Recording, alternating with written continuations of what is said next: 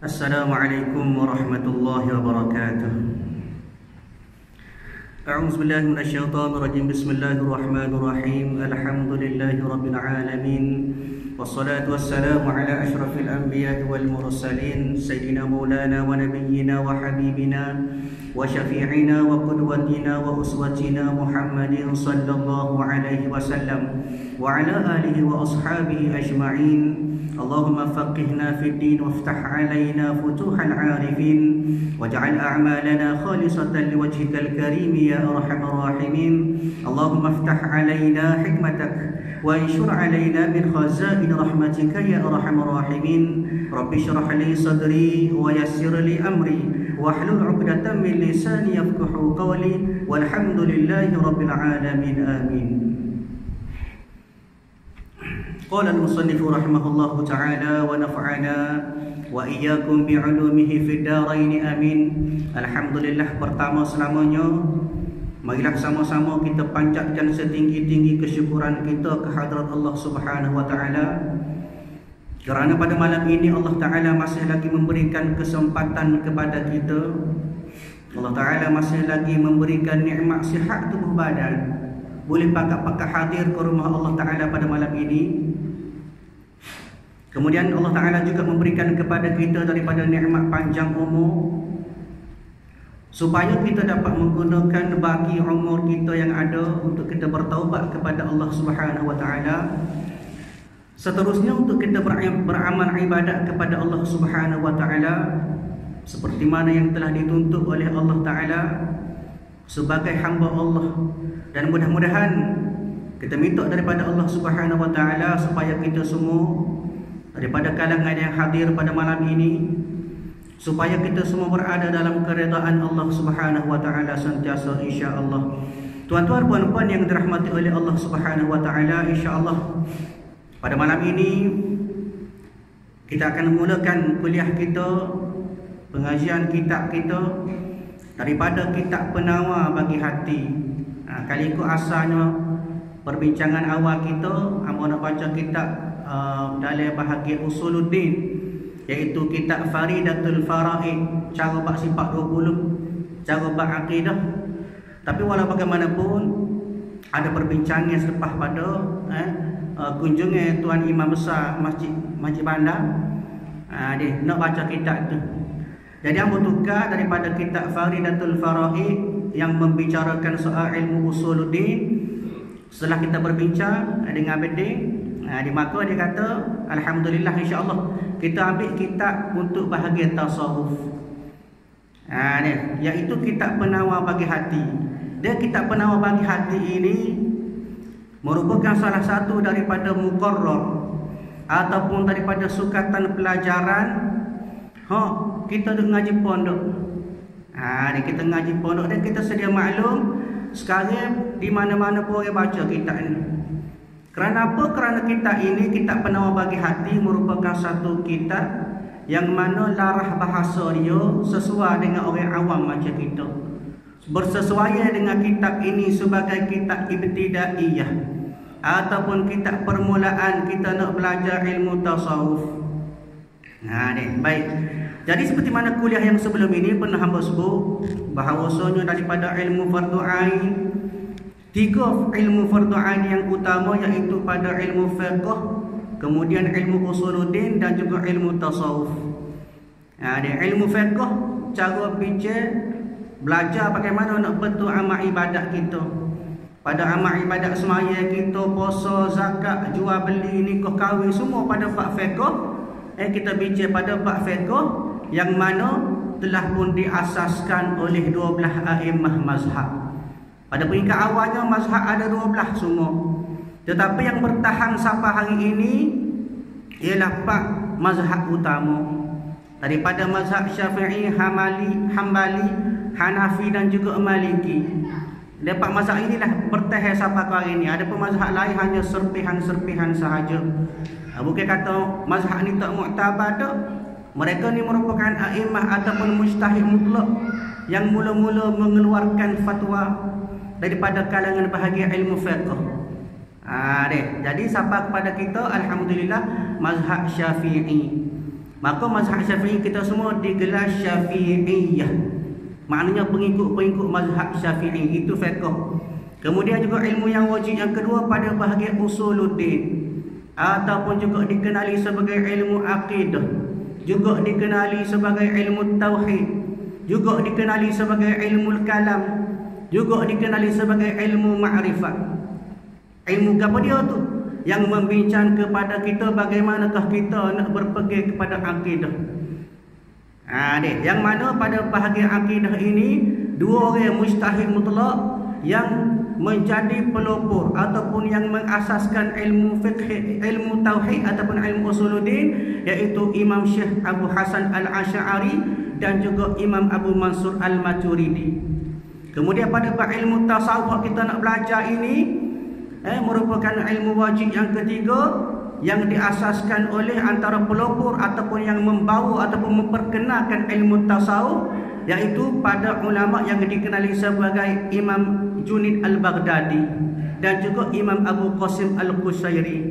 Maka mereka-mereka inilah daripada mujtahid mutlak yang berada pada abad ketiga. Sebagaimana hadis Nabi sebut, khairul qurun qarni summa yalunukum fasakata Rasulullah sallallahu alaihi wasallam. Nabi kata sebaik-baik umat ialah pada zaman aku, kemudian pada zaman tabi'in, kemudian zaman tabi'in. Maka Nabi lepas pada tu Nabi senyap. Apakah tanda Nabi senyap? Maknanya pada abad yang keempat Nabi tak jamin. Adakah kita termasuk dalam kalangan orang yang dijamin ataupun tidak? Maknanya pada abad yang keempat. Maka pada abad yang ketiga ulama-ulama telah membentuk satu aliran, yang mana aliran inilah yang dibawa daripada Nabi, seterusnya sampai kepada kita. Maka aliran-aliran inilah yang kita ikut, yang digelar sebagai Ahlus Sunnah wal Jamaah. Maknanya kalau bab fiqh kita ikut mazhab 4 tadi, kemudian pada usul kita ikut dua pelopor dia dan juga ilmu-ilmu yang berkaitan, juga pada ilmu tasawuf kita ikut dua a'immah tadi, maka insya-Allah ilmu kita belajar ini berturutan sampai kepada Nabi. Sebab itulah kita jangan mengaku kita sekadar nak ikut Nabi. Dia belajar apa-apa direct nak dengan Nabi. Hak ulama sebut tak siapa tak kena. Ulama juga membawa kepada benda-benda hak dibawa oleh Nabi. Dia bahkan ulama pada abad yang kedua dan ketiga Nabi jamin. Maka kita nak suruh kita berpegang ataupun kita nak jamin juga kita sebagai umat yang diterima oleh Nabi Muhammad, maka kita kena bawa ataupun kita kena ikut aliran-aliran yang dibentuk pada abad yang ketiga. Bahkan kata ulama antaranya ialah disebut oleh ulama Imamul Ghazali, salah seorang ulama yang hebat, tapi lahir pada abad yang ke-6. Maka tak boleh jadi mujtahid mutlak, tak boleh buat mazhab. Bahkan kata ulama Imamul Ghazali rahimahullah, setengah ulama kata kan, lau kana an-nabiyyu ba'da an-nabi lakana al-Ghazali. Kalau ada nabi lepas nabi tentu dah Imamul Ghazali. Orangnya hebat dia. Tapi oleh kerana dia berada pada abad yang ke-6, maka dia pun kena ikut mazhab juga. Ni kita tu abad yang ke-berapa tu? Tak usah pakai mazhab. Tak kena jauh lah. Ini maknanya ikut pada ulama-ulama pada abad kedua dan abad ketiga baru kita selamat. Imam Al-Ghazali dia ikut mazhab Syafi'i. Maka ada sebut di sini tuan-tuan puan-puan, ilmu yang ketiga iaitu ilmu usuluddin, ilmu tasawuf. Ilmu tasawuf ialah bagaimana ilmu itu kita nak belajar cara kita nak menyucikan hati. Bila sebut ilmu tasawuf, maka benda tu cara buat hati, tidak cara buat amal ibadat, tidak cara buat semaya lepas niat semaya tak, tidak cara buat sifat wahdaniyah Allah Ta'ala tak. Tapi bila sebut ilmu tasawuf, maka tak boleh lari daripada belajar mengenai bagaimana cara kita nak jaga hati kita. Sebab itu zaman Nabi disebut oleh ulama, kadang-kadang setengah tu ada orang tanya, apa zaman Nabi tak ada tasawuf? Nabi pun tak belajar ilmu tasawuf. Kenapa? Kerana ilmu tasawuf hanya dinamakan pada abad yang ketiga dan seterusnya. Pada sebelum itu atau pada zaman Nabi dan sebelum zaman Nabi pun ada dah sebenarnya. Apa dia? Ilmu akhlak. Benda yang berkaitan daripada hati, semua itu daripada ilmu tasawuf. Walaupun kita tak sebut sebagai ilmu tasawuf sekalipun, kita tak tahu ilmu ke apa, cara buat ke apa, cara buat lagu mana kita nak khusyuk, lagu mana kita nak ikhlas, lagu mana kita nak buat daripada sifat-sifat mazmumah. Maknanya ilmu akhlak, cara macam mana kita nak membersihkan hati. Tasawuf tu. Ada setengah orang kata dia tak boleh belajar ilmu tasawuf, sesat. Ising. Kenapa? Kerana dia tak faham kaedah yang sebenar, cara kita nak menghampiri Allah Ta'ala, bagaimana kita nak dikasihi oleh Allah Ta'ala, tidak lain tidak bukan ialah kita membersihkan hati. Maka bermulalah satu ilmu, iaitu pada peringkat ibtidaiyah, peringkat permulaan. Kita nak belajar ilmu tasawuf, maka kita belajar asas dia. Dan asas dia, bagaimana cara kita nak cucikan hati kita, disebut dalam kitab penawar bagi hati kita nak belajar ni. Tuan-tuan bapa yang dirahmati oleh Allah Subhanahu wa taala, ilmu tasawuf banyak. Antaranya mengikut Imam Junaid Al-Baghdadi, salah seorang ulama sufi daripada Baghdad. Dia lahir pada tahun 280 Hijrah, mati ataupun meninggal dunia pada tahun 298 Hijrah. Dia katakan ilmu tasawuf berdefinisi ataupun bermaksud ilmu yang mengambil sifat mulia dan meninggalkan setiap sifat rendah. Maknanya kita nak ganti dalam hati kita bubuh sifat-sifat kemuliaan. Maksudnya kita nak ganti sifat-sifat terpuji. Dan kita buat, kita singkirkan daripada segala sifat-sifat hak tercela, daripada sifat-sifat mazmumah. Begitu juga disebut juga oleh ulama, antaranya Syekh Abdul Hasan Asy-Syadzili rahimahullah, lahir pada tahun 593 Hijrah, meninggal pada tahun 255 Hijrah. Dia katakan ilmu tasawuf definisi sebagai proses bagaimana kita nak latih diri untuk cinta yang mendalam dalam ibadah dan kembalikan diri ke jalan Allah Ta'ala. Ada banyak lagi lah pendapat-pendapat daripada ulama-ulama muktabar yang memberi panduan ataupun gambaran kepada kita bahawa bagaimanakah ilmu tasawuf itu dapat menyucikan hati.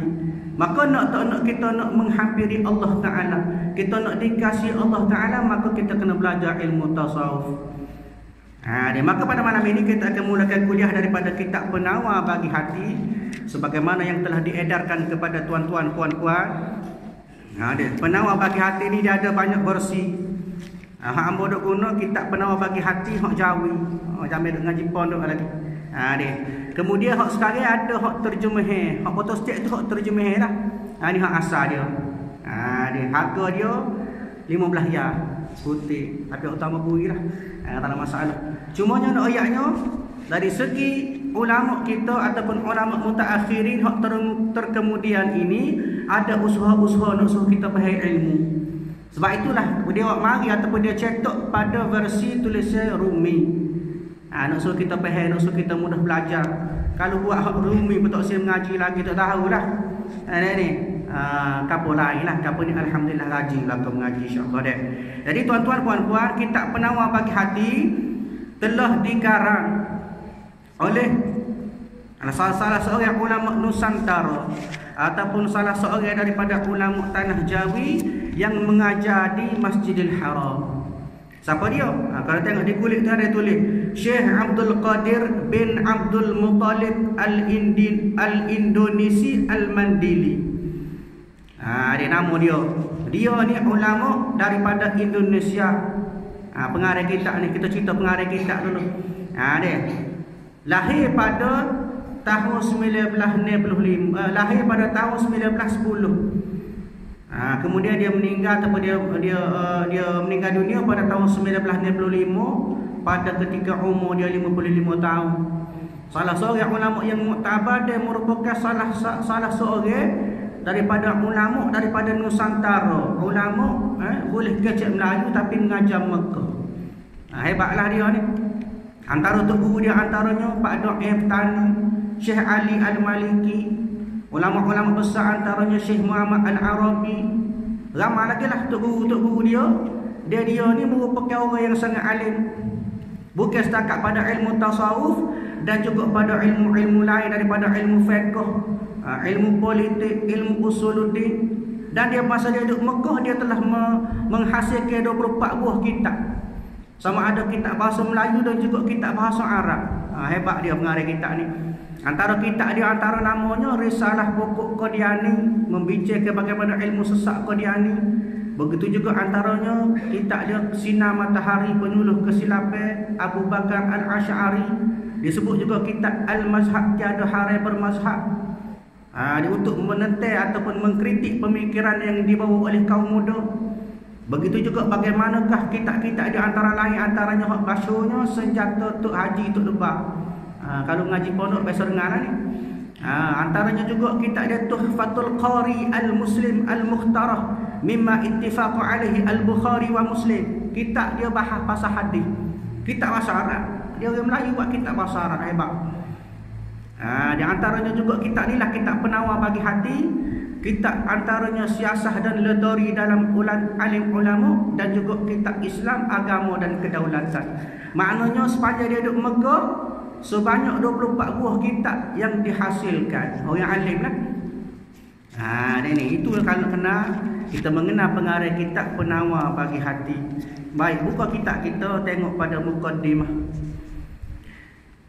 Sebelum itu kitab penawar bagi hati ni dia ada 3 bab besar ataupun 3 bahagian yang besar. Selain daripada bab mukaddimah, kita ni akan bincang yang pertama pada bahagian yang pertama, bab yang pertama dia akan bincang daripada anggota 7 hak wajib kita jaga, daripada mata, telinga, lidah, perut, kemaluan, tangan dan kaki.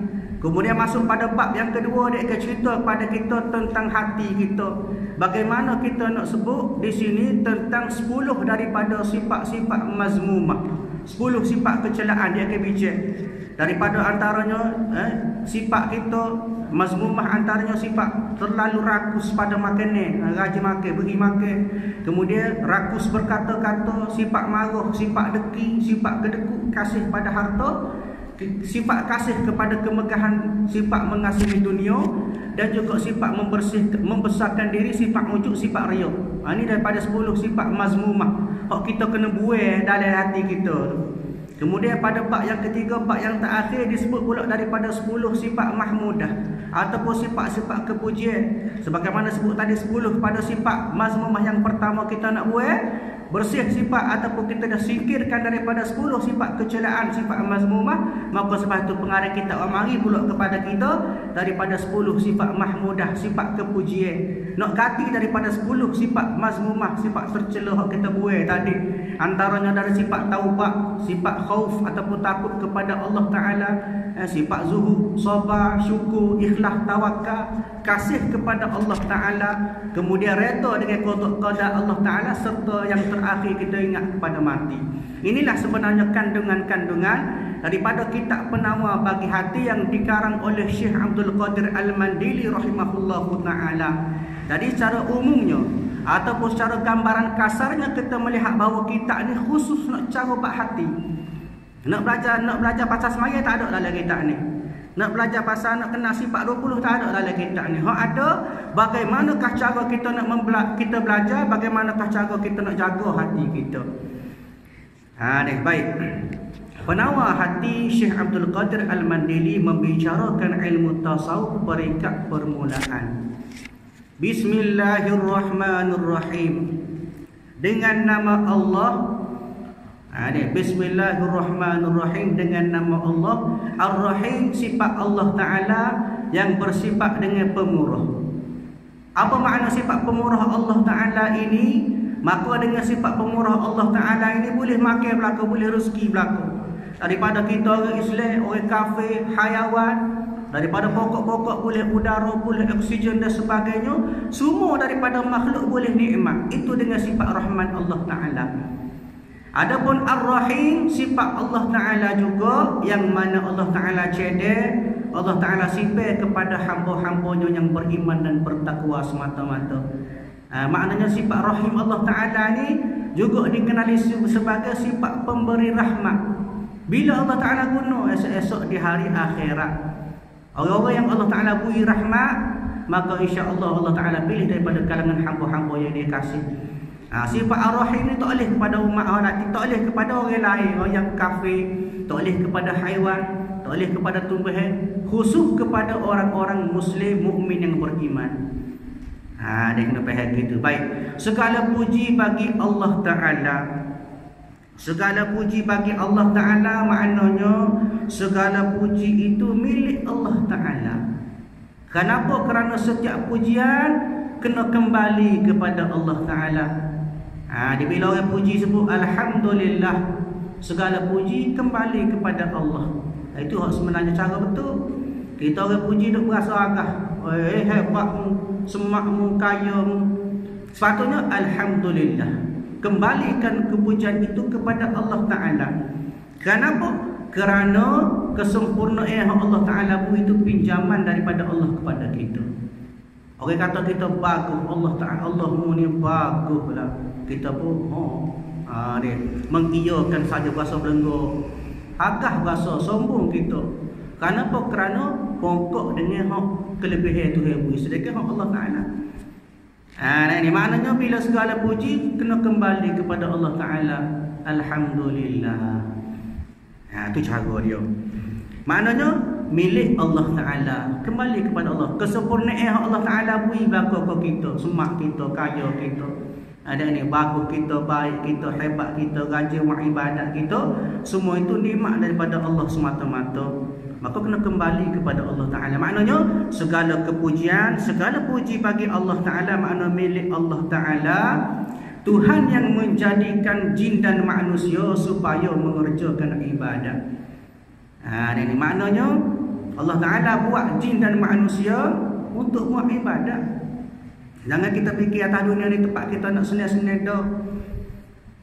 Dia Allah Ta'ala sebut dah, wa ma khalaqtul jinna wal insa illa liya'budun. Allah Ta'ala kata, tidak aku buat jin dan manusia melainkan untuk jadi hamba, untuk beribadat. Liya'budun, untuk menghambakan diri kepada Allah Ta'ala. Bukan nak senang-senang, bukan nak berasa suka-suka, nak berasa berpoyo-poyo dan sebagainya. Bukan.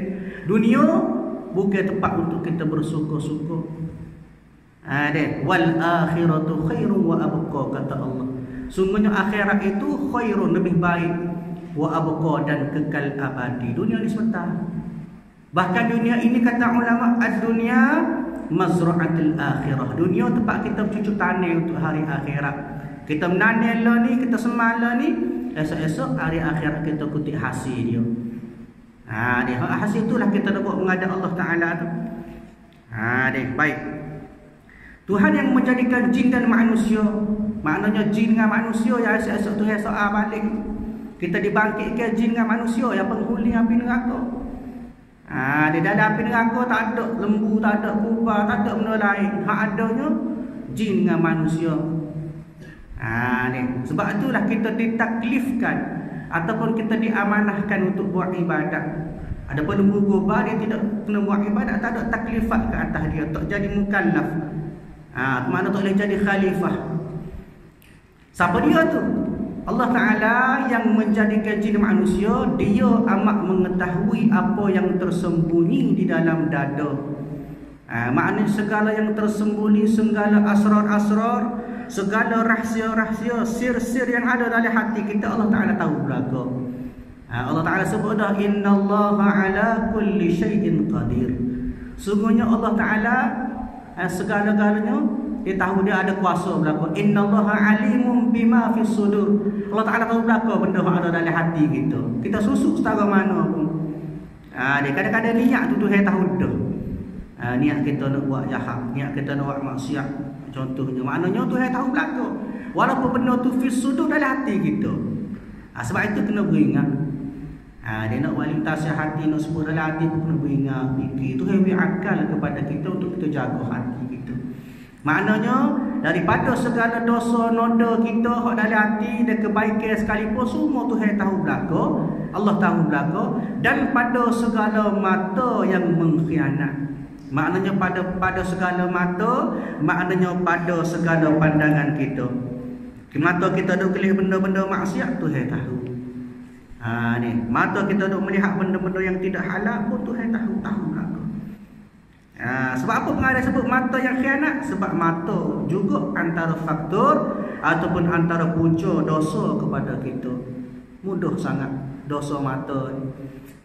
Dia nak tahu terang tu pergi bandar kau, pergi pasar malam, mudah. Pasal pergi pasar malam tu kena pejam mata jalan dia. Ni maknanya cara kita kena jaga. Jangan mendedahkan mata kita daripada perkara-perkara yang boleh bawa maksiat, bawa dosa pada mata kita. Dia kenapa? Kerana Allah Ta'ala tahu belaka. Sama ada dalam hati, rahsia yang tersembunyi dalam dada kamu, dan juga pada segala mata yang khianat. Dan dia akan bertanya kepada segala pendengaran. Daripada telinga kita, hak kita duk dengar tu, semua itu akan ditanya. Penglihatan, hati dan lain-lain lagi pada hari kiamat. Tu yang tanya belaka, wahum yus'alun. Semua akan ditanya. Telinga kita buat dengar ke apa, mata kita buat tengok ke apa, ni mulut kita duk sebut ke apa, semua tu akan disoal belaka. Sebab tu nak guna nikmat Tuhan beri, kena beringat. Jangan berasa Tuhan beri mata ikut sedap kita, segala-gala benda mak ni kau tengok belaka. Ada mata ke sebenarnya? Padahal kita tak pernah berfikir bagaimanakah orang yang Tuhan tarik nikmat mata dia, kegelapan. Tak apa lagi, Tuhannya Tuhan tarik pandangan mata hati kita jadi gelap. Zulumati ilan nur, gelap daripada cahaya, menyebabkan hati susah nak masuk daripada hidayah. Sebab tu kena jaga belaka nikmat Tuhan daripada mata, telinga, pendengaran, penglihatan, hati dan lain-lain. Kenapa? Kerana semua itu akan disoal pada hari kiamat nanti. Selawat dan salam bagi Nabi Muhammad yang dibangkitkan kepada sekalian alam kerana rahmat dari Allah Ta'ala. Maknanya selawat dan salam bagi Nabi, makna ke atas Nabi kita. Ada rahmat Allah Ta'ala, maka Allah Ta'ala menjadikan Nabi Muhammad kita, diutuskan kepada kita liutammima makarimal akhlak, untuk menyempurnakan bagaimanakah kita nak menyucikan akhlak kita. Itu juga antara konsep yang dibawa oleh ilmu ataupun aliran tasawuf. Maknanya dibangkitkan Nabi Muhammad kepada kita kerana rahmat daripada Allah Ta'ala. Dan daripada Abu Hurairah radhiyallahu anhu, Abu Hurairah ni merupakan salah seorang sahabat Nabi yang juga merupakan salah seorang daripada ahlul muhaddisin, ahli hadis. Dia katakan Nabi sallallahu alaihi wasallam bersabda, innallaha la yanzuru ila ajsadikum wala ila suwarikum walakin yanzuru ila qulubikum. Maksud hadis Nabi sallallahu alaihi wasallam, Nabi katakan sesungguhnya Allah Ta'ala tiada memandang kepada jasad kamu. Allah Ta'ala tak tengok tubuh badan kita setara mana. Dan juga tiada juga pada rupa kamu hebat, kamu smart. Maknanya Tuhan tak tengok. Tetapi ia memandang kepada hati kamu. Maknanya Allah Ta'ala dia melihat kepada hati kamu. Setara mana hati kita dengan Allah Ta'ala. Kita jaga kepada hablum minallah, hubungan kita dengan Allah Ta'ala.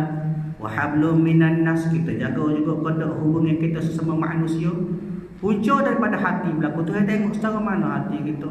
Kalau hati kita tu masih banyak lagi daripada sifat-sifat mazmumah, sifat-sifat kecelehan, deki kok hasad deki kok ada sifat-sifat takabur, ada sifat riya, tidak ada sifat sabar dalam diri kita, maka menyebabkan Allah Ta'ala semakin jauh daripada kita. Kerana apa? Kerana sifat yang ada dalam hati kita tu. Sebab tu kena jaga molek. Allah Ta'ala tak tengok rupamu, tak tengok hebat sara mana mu, kaya ke, Datuk Seri ke, Tan Seri ke, tapi tengok pada hati kamu. Itu sebenarnya penilaian Allah Ta'ala. Inna indallahi atqakum, sesungguhnya di sisi Allah Ta'ala atqakum, maknanya ketakwaan kamu. Maksudnya antara kata ulama atqakum wa huwa taqwa. Atqakum maknanya ketakwaan kamu kepada Allah Ta'ala. Maknanya bila sebut takwa, konsep takwa ialah khasyitu ilallah, takut kita kepada Allah. Itu takwa. Nak tahu kita bertakwa ke tak? Tengok kita takut kepada Allah. Kalau kita hanya menyebut bahawasanya kita takut kepada Allah, takutnya kita kepada Allah, tapi sebenarnya kita masa yang sama kita tidak bertakwa. Konsep takwa, orang yang bertakwa ialah takut kepada Allah. Bagaimana kerana membina takut kepada Allah? Iaitu dengan berdasarkan kepada dalil Allah Ta'ala sebut pada kita, kuntum khaira ummah ukhrijat linnas ta'muruna bil ma'ruf wa tanhauna 'anil munkar wa tu'minuna billah. Itu kunci dia. Maknanya ialah bagaimana kita ta'muruna bil ma'ruf, kita suruh buat benda baik. Bukan sakat suruh, kita sendiri pun kena buat benda baik. Wa tanhauna 'anil munkar, mu sendiri jangan buat munkar, mu suruh orang jangan buat munkar. Akhir sekali wa tu'minuna billah, dia beriman kepada Allah. Itu dipanggil takwa. Cukup 3 syarat ni maka takwa lah, tak perlu ayat. Orang tengok kita pun tahu dah. Ni buat hak Allah Taala suruh, tinggal hak Allah Taala larang, beriman kepada Allah. Cukuplah. Itu sifat dia. Mu cukup 3 sifat ini, maka kamu dijadikan sebagai atqakum, daripada kalangan orang-orang yang bertakwa. Jadi nak jadi orang bertakwa kena cukup 3 syarat tu. Ni. Maka yang penting sebagaimana dalil hadis Nabi sebut tadi, Allah Taala dia tak tengok kepada zahir, tetapi dia tengok daripada hati kamu. Ni. Selawat dan salam juga ke atas sekalian keluarga makna keluarga Nabi lah, dan para sahabatnya, sahabat Nabi yang menyucikan hati mereka daripada segala sifat kecelaan. Makna dia jaga, dia bersihkan hati daripada segala sifat mazmumah, serta menghiasi diri mereka dengan segala perangai yang baik dan sifat-sifat kepujian. Maknanya buai daripada sifat mazmumah, sifat kecelaan, ganti kepada sifat kepujian ataupun sifat mahmudah. Seterusnya, maka inilah sebuah kitab yang kecil pada permulaan ilmu tasawuf. Pengarang ini kata, saya himpunkan sebagai peringatan bagi diri sendiri. Maknanya kitab kita belajar ni sebagai peringatan kepada kita dan juga bagi sekalian saudara yang baru belajar. Dan saya namakannya dengan penawar bagi hati, pada menerangkan apa yang wajib dibersihkan daripadanya dan apa yang dihiasi dengannya pada segala hati. Maknanya kita ni dia bincang bab hati. Sebab itu nama dia penawar bagi hati. Penawar-penawar ni ubat. Sebab kita kat klinik penawar ni. Maknanya tujuannya nak ubat. Begitu juga dalam bidang tasawuf, penawar bagi hati ialah bagaimana kita nak rawat hati kita. Dan di dalam kitab ini saya sebutkan 1 pendahuluan dan 3 bab. Mana sebut tadi, dalam kitab ni dia akan ada 3 bab. Kita dia ada mukaddimah, mana pendahuluan, dia 3 bab daripada anggota 7, kemudian disebut pada bab daripada sifat-sifat kecelaan ataupun mazmumah, kemudian daripada sifat mahmudah dan segala sifat-sifat kepujian. Dan kepada Allah Ta'ala juga saya pohonkan agar ia memberi manfaat dengan kitab ini bagi saya sendiri dan bagi sekalian pembaca. Maknanya satu doa daripada pengarang kitab supaya kita faham. Kita faham dan juga beri manfaat kepada kita. Dan menjadikan ia ikhlas. Jadikannya ikhlas semata-mata kita nak menuntut keredaan Allah Ta'ala. Belajar ilmu kita semata-mata kerana kita nak kepada Allah Ta'ala. Kita nak redha Allah Ta'ala. Nak redha Allah Ta'ala, maka kita kena belajar ilmu supaya kita faham apakah jalan-jalan yang diredai oleh Allah Ta'ala, kerana sesungguhnya ia sangat berkuasa di atas tiap-tiap sesuatu. Innallaha ala kulli syai'in qadir. Allah Ta'ala berkuasa bagi sesuatu. Setiap sesuatu Allah Ta'ala ada kuasa berlaku. Kitab ini dihimpunkan oleh Abdul Qadir bin Abdul Muttalib Al-Indonesi Al-Mandeli. Ini nama dia Khawadam Talabah Al-Ilmi Syarif. Maknanya Khawadam Talabah Al-Ilmi Syarif, salah seorang daripada tenaga pengajar. Dia salah seorang ustaz ataupun pengajar di Tanah Haram Mekah, di Makkahul Mukarramah pada 7 Rejab 1378 Hijriah. Maknanya kitab ini selesai dikarang, selesai dihimpunkan oleh tuan pengarang pada tahun 1378 Hijrah. Lah ni tahun 1442 Hijrah. Maknanya umur kita ni lebih kurang 64 tahun. Ni kalau kerja kaji APC dah 64 ni. Nak ayatnya lama. Tapi kenapa dia bertahan sampai sekarang? Kerana ilmu yang dia bawa ataupun ilmu yang terkandung dalam kitab ini muktabar ataupun ada keberkatan. Menyebabkan ilmu dia sampai ni dia guna. Orang bakar orang dia guna. Bahkan dia merupakan salah satu, seperti mana Amos sebut tadi, salah satu sukatan wajib bagi belajar ilmu di pondok ataupun orang awam, orang seperti kita nak belajar ilmu tasawuf, maka di sinilah antara kita asas. Dan ni baik. Jadi itulah daripada mukadimah ataupun pengenalan bagi kitab penawar bagi hati. InsyaAllah selepas pada ini kita akan sambung lagi kuliah kita bagaimanakah tentang pendahuluan pada isi kitab, dan juga seperti mana sebut tadi daripada 10 sifat mahmudah dan 10 sifat masmumah. InsyaAllah kita sambung kuliah kita pada kuliah akan datang. A'udzubillahi minasyaitonirrajim. Bismillahirrahmanirrahim. Alhamdulillahirabbil alamin. Wassalatu wassalamu ala asyrafil anbiya'i wal mursalin wa ala alihi wa ashabihi ajma'in. Allahumma inna nas'aluka ridhaka wal jannah wa na'udzubika min sakhatika wan nar. Allahumma innaka 'afuwun karimun tuhibbul 'afwa fa'fu 'anna wa 'an walidina wa 'an jami'il muslimina wal muslimat wal mu'minina wal mu'minat bi rahmatika ya arhamar rahimin. Rabbana atina fid dunya hasanah wa fil akhirati hasanah wa qina 'adzaban nar. Wassallallahu ala sayyidina Muhammad wa ala alihi wa ashabihi ajma'in walhamdulillahi rabbil alamin. Assalamualaikum warahmatullahi wabarakatuh.